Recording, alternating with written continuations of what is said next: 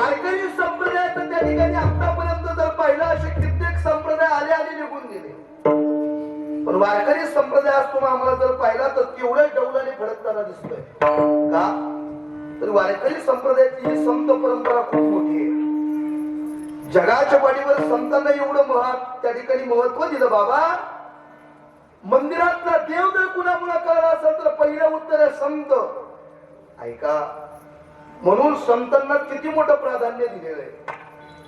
रंगनाथ स्वामींचं इथं वास्तव्य नव्हतं तेव्हा जर विचारलं आपल्या गावाचं नाव तर कनेर म्हणत असतील लोक. काय नाही, कनेर आहे, कनेर पोकळे, बाकी दुसरं काय म्हणणार आहे.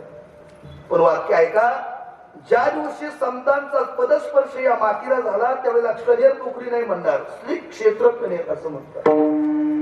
ज्या भूमीला संतांचा त्या ठिकाणी पदस्पर्श होतो ती भूमी सामान्य नाही. मग उत्तर आहे बघा, संत चरण रोज लागता सहज वासनेचे बीज जळून जाय. महाराज, वासनेत असताना बीज जळून जाण्याची ताकद संतांच्या चरणात आहे. म्हणून संतांचा पदस्पर्श मातीला झाल्यानंतर ती माती सामान्य राहत नाही. 10 वर्षापूर्वी चालत असलेला आपला सप्ताह आणि आता चालत असलेला हा सप्ताह याच्यात किती मोठी तफावत झाली तर त्याचं कारण आहे संतांचं त्या ठिकाणी दृष्टिक्षेप पडला. संतांच्याच पदस्पर्शाने त्या ठिकाणी महाराजची सामान्य भूमी राहत नाही. नवे नवे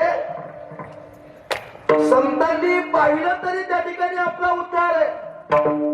उत्तर कृपा कटाक्षाने हालिले. फक्त स्वामींच्या समोर जरी गेलात ना, त्यांनी आपल्याकडे पाहिलं तरी उद्धार आहे. महाराज सांगतात, कृपा कटाक्षाने हालिले आपुल्या पदी बैसविले. बापर कुमा देवी वरू श्री विठ्ठले भक्ता दिदले वरदान. म्हणून त्यांनी पाहिलं तरी आपला उद्धार आहे, सामान्य नाही. ज्या ठिकाणी संत महात्मे येतात ती भूमी सामान्य राहत नाही. आपल्या गावाला श्री क्षेत्र म्हणून ओळखलं जातं. त्याचं कारण आहे रंगनाथ स्वामींचा पदस्पर्श या भूमीला झाला. म्हणून एक पर देवाची भेट होईल पण संतांची भेट होणार नाही. महाराज, उत्तर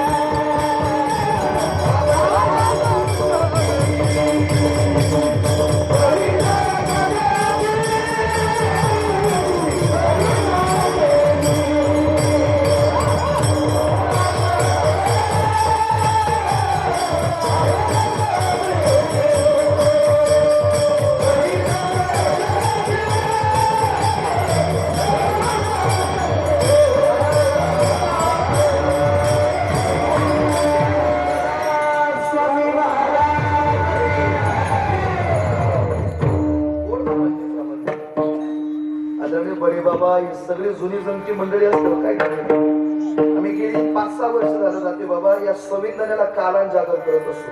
त्या ठिकाणी आंबेगाव मध्ये आदरणीय बाबांची भेटी तर प्रामुख्याने होत असते. बरं, गावात जेव्हापासून सप्ताह चालू झाला तेव्हापासून बाबा तिथंच आहे. आदरणीय बाबा असतील, ही सगळी मंडळी असतील, जुनी जमती मंडळी. महाराज सांगतात, संतांची भेट होणं सोपं नाही महाराज. का? त्यासाठी उदाहरण जर द्यायचं झालं तर त्या ठिकाणी आता सर्व वारकरी साधक मंडळी सप्ताह संपला का निळोबारायच्या दर्शनाकरिता जाल. ऐकत तो तुम्ही 1 मिनिट स्पर्श करून पुढे जातो. ज्या निळोबारायने त्या ठिकाणी आपल्या पारनेर तालुक्यामध्ये त्या ठिकाणी निळोबाराय आहे. भाग्यवान आहेत आपण. ते निळोबारायने जेवढ्या धरणं होतं तेवढ्या ज्यानं सृष्टी निर्माण केली तो जगाचा मालक आला होता. ऐका बरं, देवी पण संतांची भेट अवघड. जगाचा मालक निळोबारायला उठवण्याकरिता आला होता. निळोबा मी आलोय उठ म्हणे. मी आलोय उठ असं म्हटल्याबरोबर निळोबारायने दिलेलं उत्तर आहे काय, येथे तुझं लागी बोलावी प्रार्थीला वाचवण्याला शिका. मी तुझं नामस्मरण सुंदर करतच नाही तर तू आला कशा करिता. मग निळा म्हणे आम्ही ओळखूची देवा तू कयाचा धावा करीत आम्ही तुकोबऱ्याचा धावा करतोय, तुम्हाला आम्ही ओळखत नाही.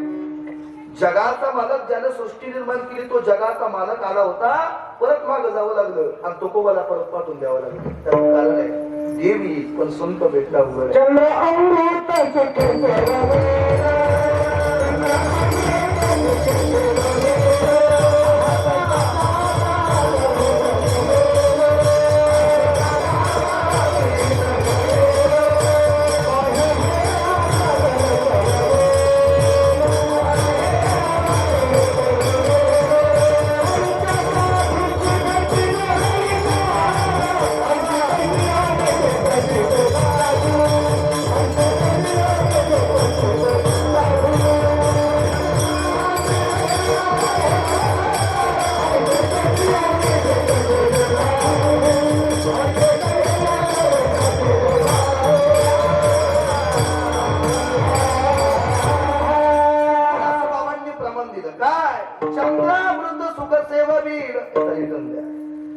आसता जाता रवी धरवेल बाह्य हेळा सागर तरवेल परी त्या साधूची भेट न होईल का. काय करता येईल?